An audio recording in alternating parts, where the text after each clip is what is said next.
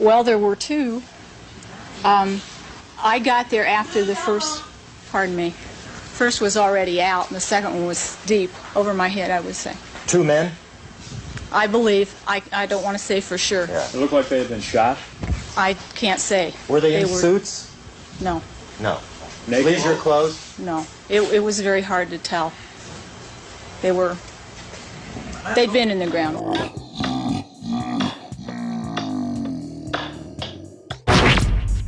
I know you gonna dig this.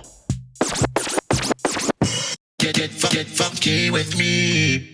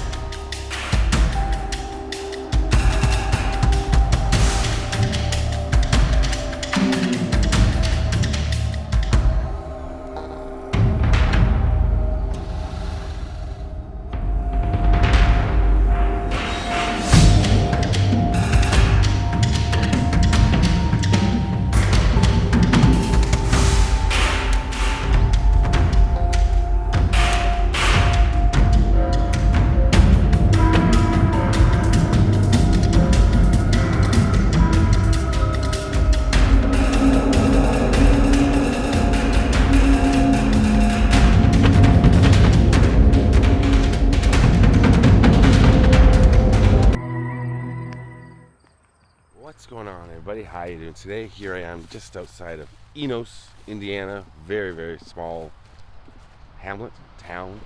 Morocco, Indiana. Walking. Oh, a car. Haven't seen too many of those. It's a conservation area over here. If you look right there, cornfield. We've just driven through about, 40 miles of cornfields. Myself, Midwest Flesh, who's up here.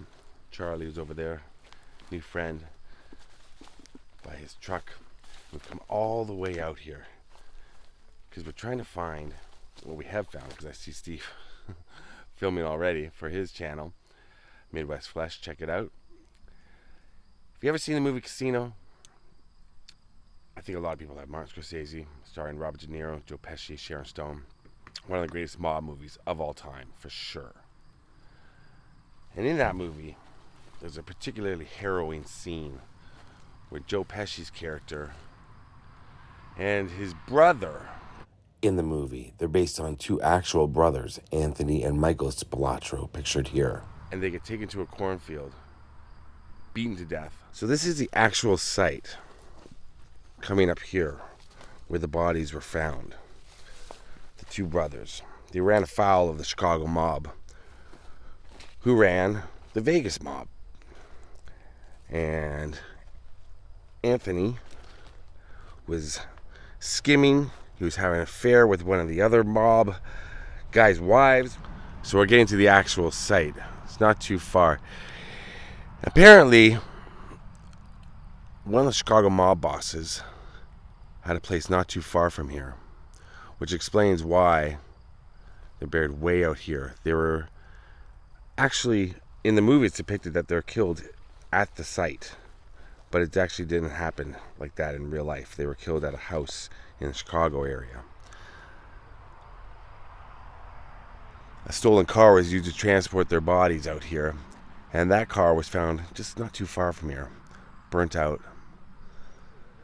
So they were buried pretty deep in a hole here, and that's out of character for mob hits, usually.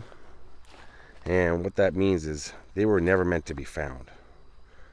But they were, because a farmer, whose property this was at the time, noticed a patch of earth that didn't fit in with the cornfield. And he was confused. He was like, what is this? Why is this here in my cornfield? He thought poachers had buried a deer or something. And he started to dig it up. Then when he got a few feet down, he noticed a horrendous smell and saw human flesh. Turned, ran, called the police, and they came out here. dental records were used to identify the brothers because they were beaten so badly, and from head to toe, I might add. And in the movie, it's depicted, I believe, with an aluminum baseball bat. They were actually beaten with hands and fists by a lot of guys in the basement of a house in Chicago. So I should mention it was on June 14th, 1986 that they went missing. They left Michael's house. June 16th, they were reported missing. June 22nd, the bodies were discovered. So their bodies were decomposed. That was what the smell was. It's hot out here. And in June, it's even hotter. Let's walk right up to the spot where the bodies were discovered.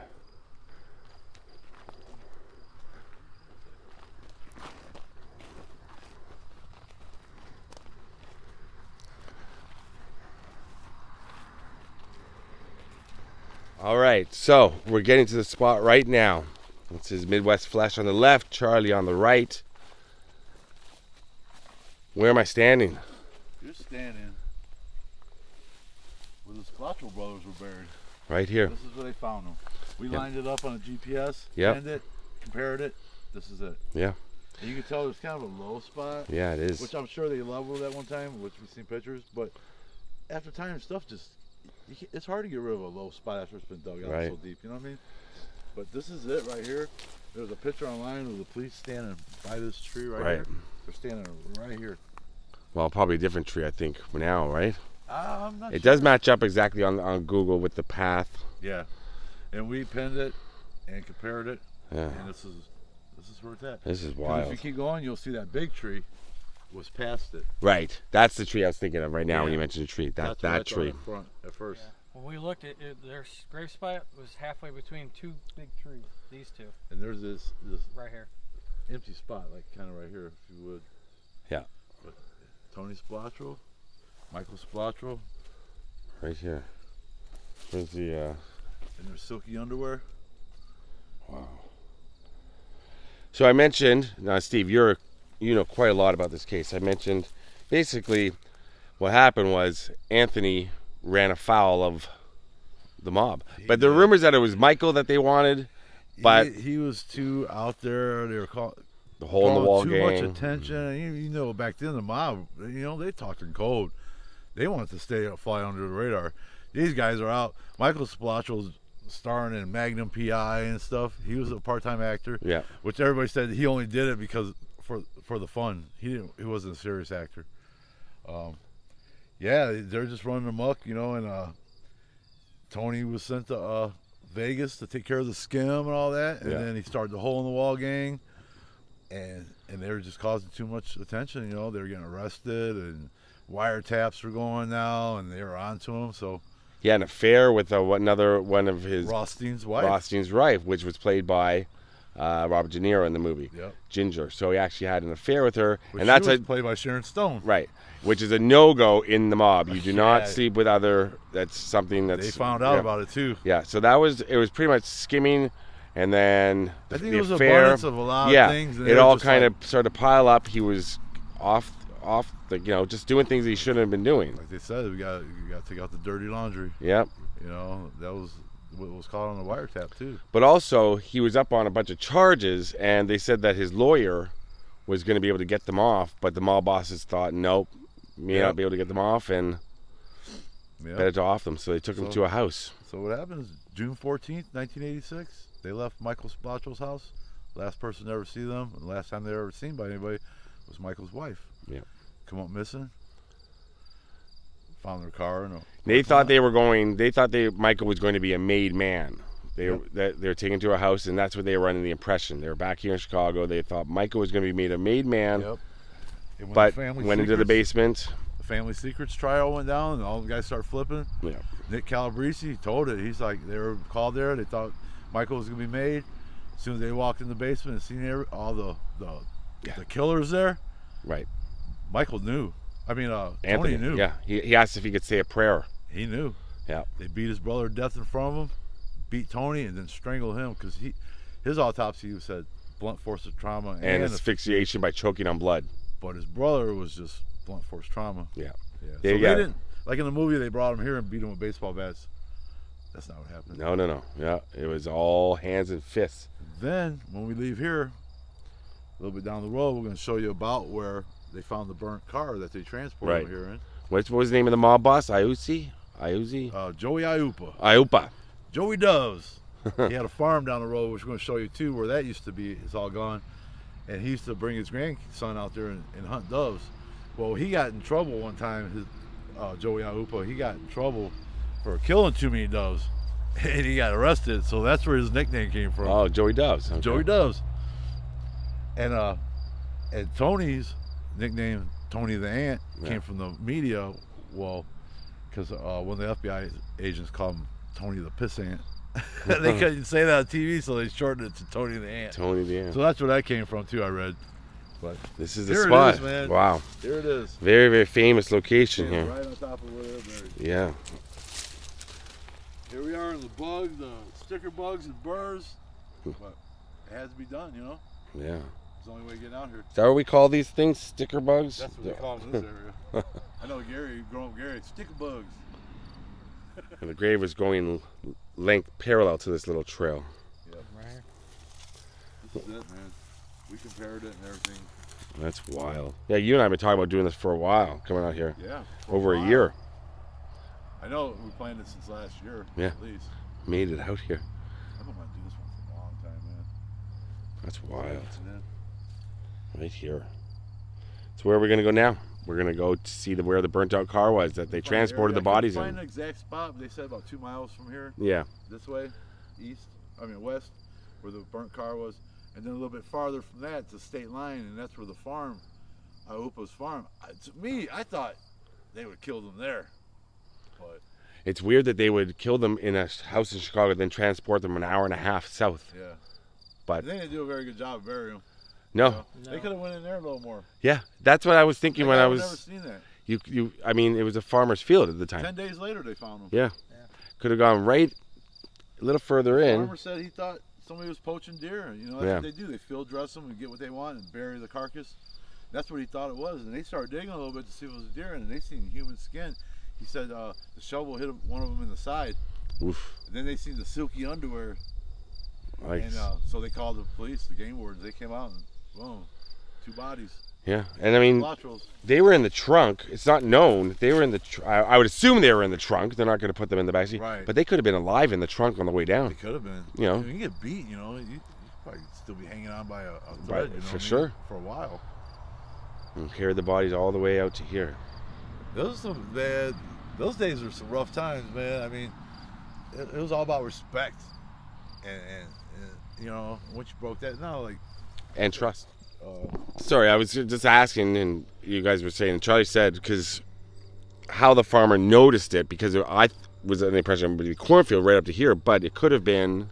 It looked like in the pictures the field was all tilled and it was flat. So my guess is either they, at the time of the year, they were probably either planting the corn, or what a lot of farmers do, they rotate fields. They don't plant on their field every year, because then the ground needs time to recover for the nutrients and all that. Because what they say around here is corn's knee high by 4th of July.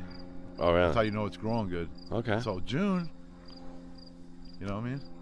And they could have just, like you said, it would be middle of the night, but if you hear a car going by, it was Highway 114 behind us? Highway 14. It used to be called 114, though, I believe. I think, yeah, because there's 2 Yeah. of them, so that probably is 114. But Yeah, but I think it's 14 now. You're right. The But, Illinois state line. but it would have been so desolate Yeah. in the middle of the night. Coming, Yeah. duck down when somebody's coming So by. I mean, then in mid dead of the night, I mean, If sure. they would have waited till July or August to do it, they probably wouldn't have found them as easy because the corn would have been really high. Yeah. You know what I mean? Or if they just took a few steps in behind you. Yeah, there's a clear opening right there. I mean, But they probably would have had to dig harder and move Yeah. things. It was just easy. It's flat ground. right.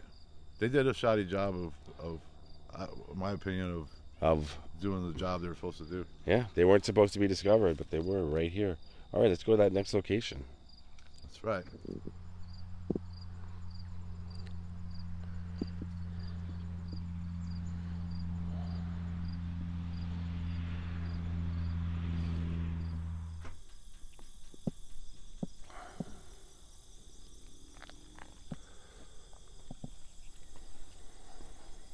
I would have to say yes, it does pique our interest, yes. He still owns that farm? Does he still own that farm? I have no further questions about Mr. Iupa. All right, so about half a mile. That's about 2.5 miles that way. This is a cornfield, right? But half mile up that road is where the car was discovered, the burnt out car. And where are we now? Now, this property here used to be Joey Iupa, Joey Doves. He was a boss. Mm-hmm. And it's weird that his property, his farm was here. He used to bring his grandson here to do like dove hunting, and they had a hunting club and stuff. So I think it's weird that they buried him right down the street. Yeah. And he was one of the ones that gave the orders to take those guys out.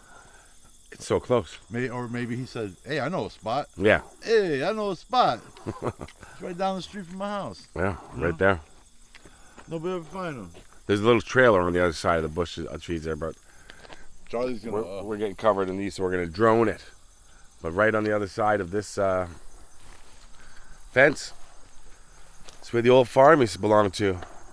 So they probably came back here. I would assume. I was thinking after they did it, they came back here, regrouped, cleaned up. Yeah. It's just weird that it's right here, you know. Yeah. I mean, it screams like connected. And desolate and crazy for sure. I would have thought they killed him here and took him down the street, but. Well, that'd be a long drive, I think, with two guys that know they're going to be killed. That's true too. You know what I mean? The best way to set them up is make them think Yeah. something good was going on. If you're putting them in the car and saying, "Yeah, we're going all the way. We're going an hour and a half down to Indiana into a cornfield," I think, that's a long. You know, they'd have to beat them unconscious first before, you know what I mean. But from everything I've read, they were killed at that house in the basement first. That sucks that the house is gone now. Yeah, torn down. Location finally, and it's gone. All right, now Chicago.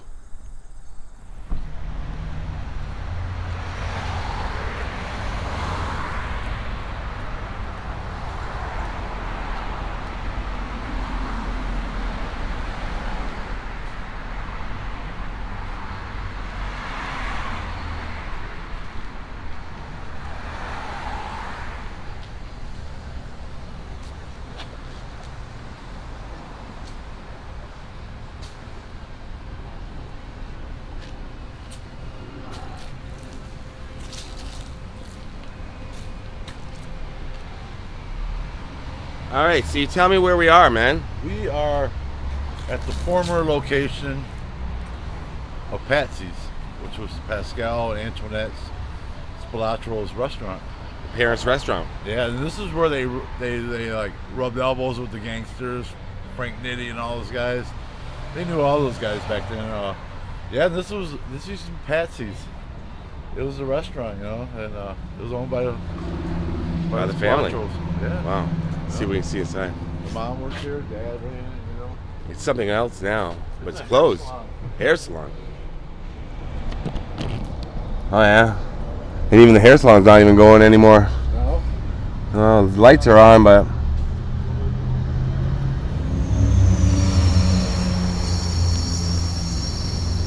it's crazy to think that this building, this building's really old. A lot of history. People wouldn't even know, like. And this is where the Spilotro brothers would have been introduced to the lifestyle. Pretty much. The parents knew those people, you know. Yeah. So, I'm gonna check this out.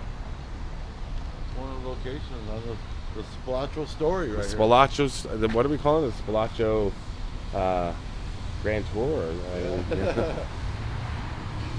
Wow. Good. All right.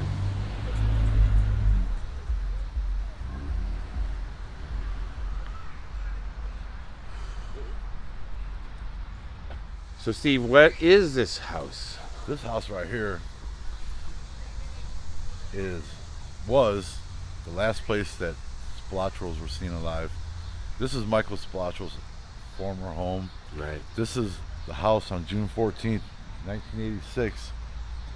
Tony picked up his brother here from his house, and it was the last time they were seen alive by Michael's wife. Right. 2 days later, she reported him missing. The car was found at a hotel near O'Hare Airport, and then a few days later, they were found dead in the cornfield. June 22nd, yeah. So yeah, this is Michael's home. This is where they were last seen. Wow. You know what's crazy? What? Michael Spilotro probably watched TV through that antenna. Yeah, it's an old antenna for sure. Wow. It's time period. Yeah, you don't see antennas anymore. And it's a nice house, nice neighborhood. I mean, yeah, it's hard to believe. This is it. Mafia used to live there. So Tony probably would pull it right here. Yeah, that's right there. All right. What's the name of this street? Melvina. Melvina. And here we are. This house right here in the middle. This was the childhood home of the Spilotro brothers, right? Yep. This one right here. That's it. That's where they grew up. Wow. That's it. And there's a school right around the corner as we were trying to find parking. And probably that's the school they went to. We don't know for sure. Right by each other. They were. Yeah. But yeah, that's the Spilotro brothers' childhood home right there. That's where they grew up.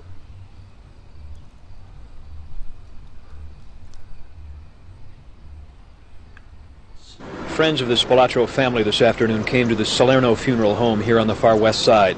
They brought with them final resting clothes for the dearly departed. The brothers' bodies arrived here last night by hearse from the Indiana University Medical Center, where they underwent autopsy.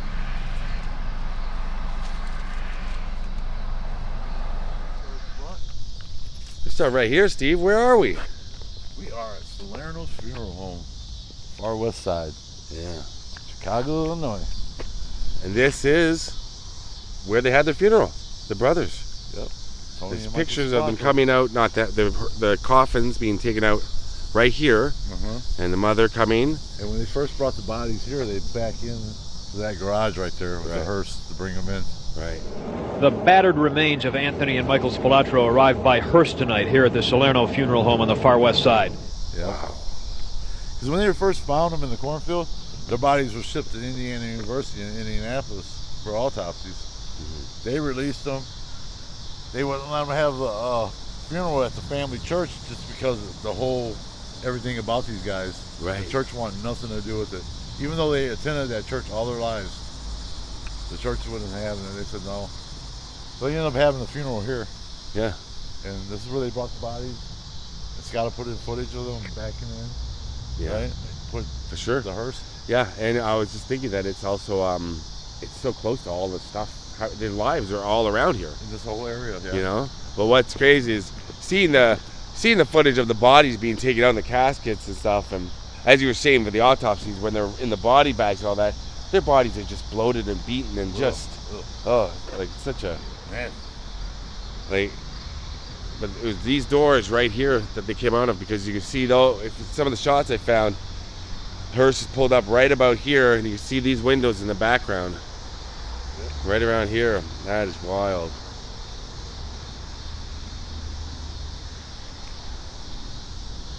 Now before we go to their actual final resting place, not the cornfield, you know what would be good, Steve? What's that? If you took me out for a hoagie. You want to go for a hoagie? Why would I want to go for a hoagie though? That's Michael Spilotro owned hoagies. Right around here.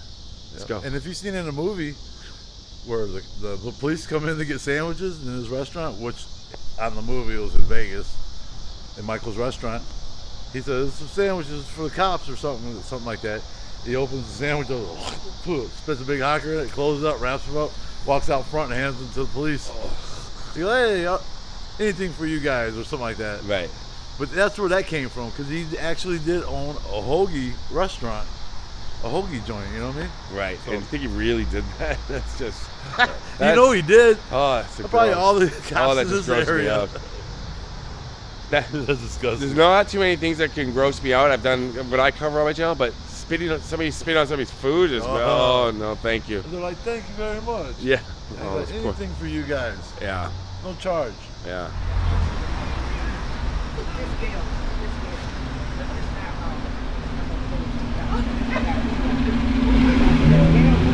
Very, very loud area, but this is it, eh? Yeah, this is much the same. Wow. This is where he had his hoagie shop. This is Michael's Spilotro place. It was. West North Avenue, right? Yeah, Yeah. West North Avenue, 6978. And now it's a soul food place. Sounds good to me. But it's right here, yeah.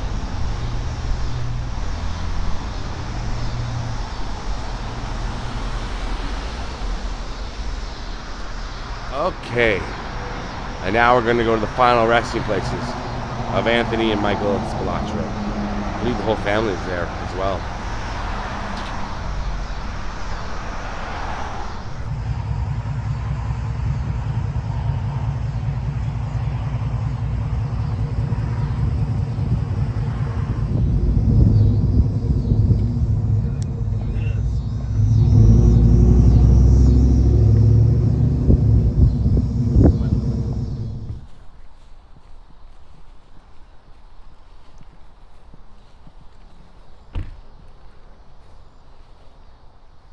Wow, here we are.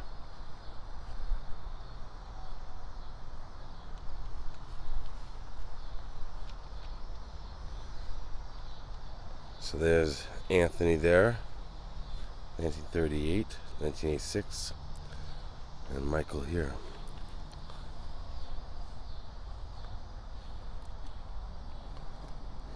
Wow.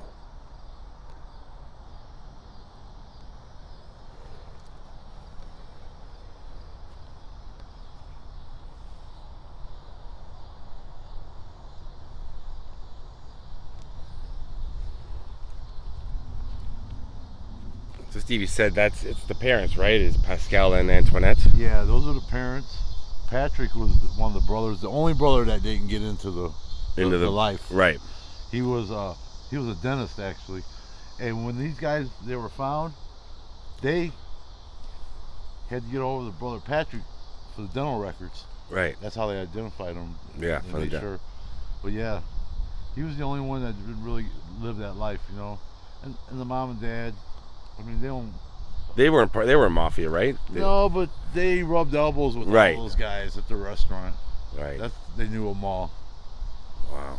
But yeah.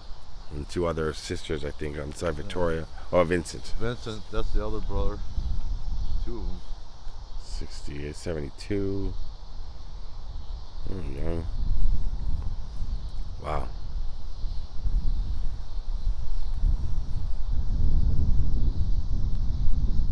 Yeah, the mother lived for quite a while, and what I noticed is Anthony, and Michael, the way theirs is written, the birth and death dates is different than everyone else's. Everyone else's is underneath. Right. You see that? Oh yeah, I didn't notice that. That's pretty wild.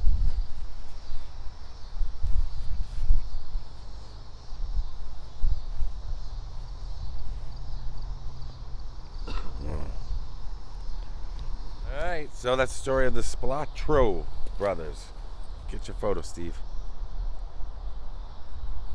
Charlie, thank you, man. Thanks for the drone footage, courtesy of Charlie. Steve? Yeah. You want to say goodbye? Thanks for watching, everybody. There it is. See ya. Peace. Hope you enjoy.